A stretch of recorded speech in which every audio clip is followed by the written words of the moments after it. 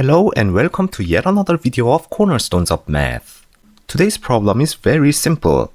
We want to find the derivative of a function fx given as e to the power of x divided by ln x, which is then divided by sine x. The thing is, even for this simple derivative problem, there are multiple ways of approaching. In this video, I will show you 4 methods to obtain the derivative, but it can be considered as 2 to 6 methods depending on how you count them, so this number 4 is just my arbitrary choice for this video and not that really important. The most obvious method you can think of for this problem is probably the quotient rule for derivatives. But we can think of different solutions as to in which step do we apply this so-called quotient rule. In the first method, I am going to simplify the given function a little bit before applying the quotient rule. That is, this function can be written as e to the power of x divided by sine x times ln x. And now we apply the quotient rule with numerator e to the power of x and the denominator sine x times ln x. So the derivative is given as numerator e to the power of x differentiated, and the denominator sine x ln x minus numerator e to the power of x times denominator sine x ln x differentiated. This divided by denominator squared, so we have sine squared x times ln x squared. In order to simplify this part, we have to use the product rule. So we have the derivative of e to the power of x is e to the power of x. Then we have minus e to the power of x times derivative of sine x, hence cosine x, then ln x plus sine x times derivative of ln x is 1 over x. So we have this. Here, let us combine this part and this part. Then we can write it as e to the power of x ln x times sine x minus cosine x. Then we have this part, which is minus e to the power of x sine x divided by x. Here, let us multiply x on both numerator and denominator, which gives x e to the power of x ln x sine x minus cosine x minus e to the power of x sine x divided by x sine squared x times ln x squared. This itself is a nice answer, but we can simplify further if we divide both numerator and denominator with sine x. Then we have x e to the power of x ln x, and if we divide this part with sine x, we obtain 1 minus cotangent x, and the second term becomes minus e to the power of x.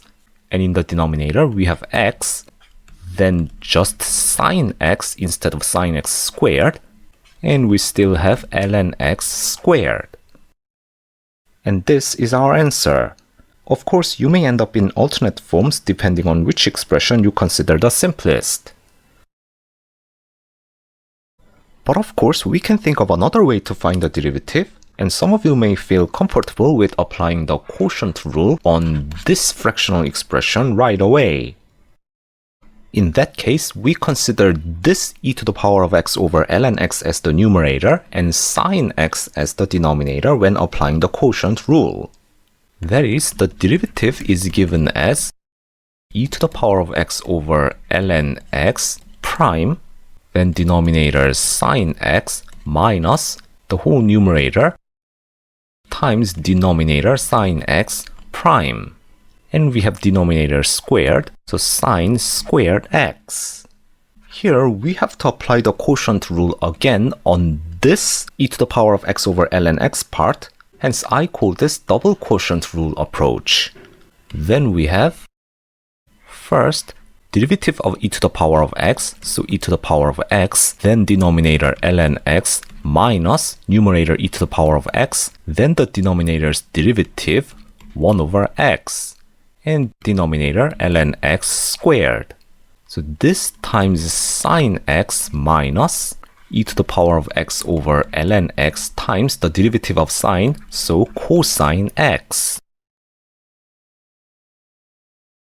Here, in order to remove complex fraction notations, we multiply ln x squared on both numerator and denominator, which gives, now we have e to the power of x ln x minus e to the power of x divided by x times sine x minus e to the power of x, and we have ln x right here because we multiply the ln x squared, then cosine x divided by sine squared x times ln x squared. And since we still have this x right here, we multiply x, which gives now x e to the power of x ln x minus e to the power of x sine x minus x e to the power of x ln x cosine x divided by x sine squared x times ln x squared. Here, let us combine this part and this part, which gives x e to the power of x ln x times sine x minus cosine x. Then we have the remaining part, minus e to the power of x sine x. And finally, if we divide by sine x, we have 1 minus cotangent x here, and minus e to the power of x here, and sine x here. So we arrived at the same answer. The previous two solutions are totally valid and efficient, but in mathematics, it is usually beneficial if we obtain the generalized version of the answer and apply that generalized formula to our specific problem. That is, our function is in the form of u divided by v divided by w. So why not obtaining the general expression for the derivative of this function? Here, the derivative can be obtained in more than one way.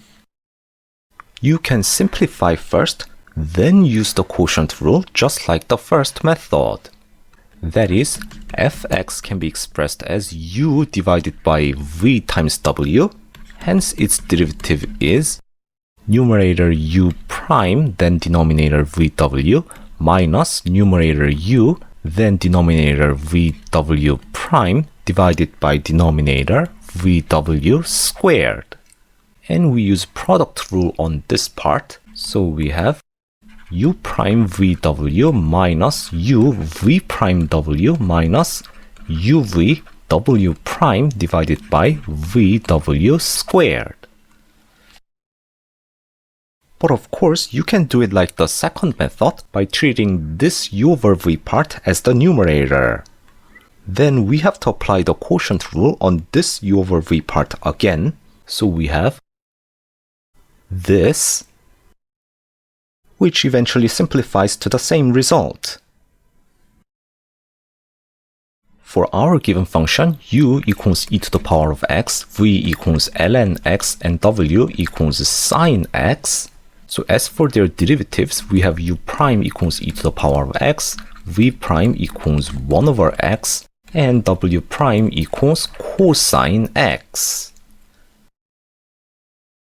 Therefore, the derivative f prime x, which is given like this, equals u prime vw, so e to the power of x ln x sine x, minus u v prime w, e to the power of x 1 over x sine x, minus u v w prime, so e to the power of x ln x cosine x, divided by ln x squared sine squared x. So combining this and this, and multiplying x and dividing by sine x, you know, the things we already did in previous two methods, we arrive at the same answer. The cool thing about obtaining the general formula is, the result can be also used for other functions having the same form. In the fourth method, I am going to use the differentiation technique that has never been mentioned in this video so far, the logarithmic differentiation.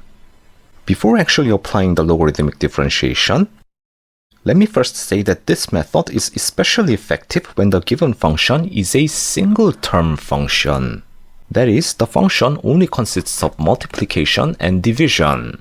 So how does this work for our function? First, we need to simplify the function into the simplest fraction form, just like the first method.